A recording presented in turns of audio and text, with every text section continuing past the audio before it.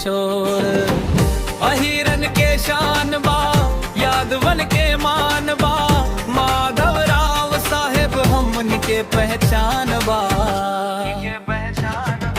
गांव गांव में चर्चा बा, नौजवान के जोश बा, यदुवंशी के एकता में सबसे बड़ा दमखम बा। कृष्ण जी के वंशज हम, सिर ऊंचा करके चली, माधवराव के नेतृत्व में नया इतिहास लिखी। जय माधव जय यादव, गूंजे चारों ओर, माधवराव साहेब के नाम से बढ़े समाज के शोर।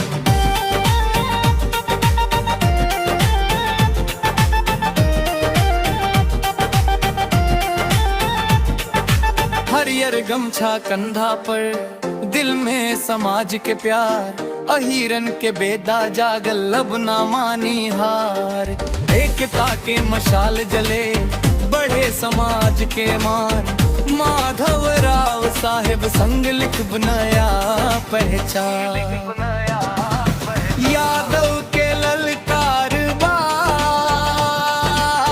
समाज के अभिमान बा,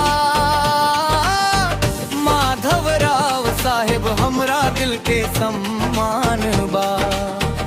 जय यादव जय यादव, गूंजे चारों ओर, माधवराव साहेब के नाम से बढ़े समाज के शोर।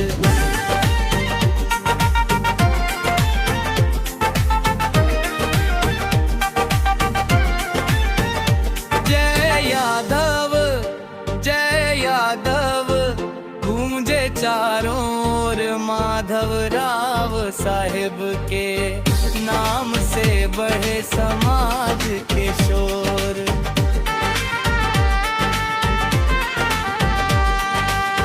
माधवराव साहेब हमनी के पहचान बा।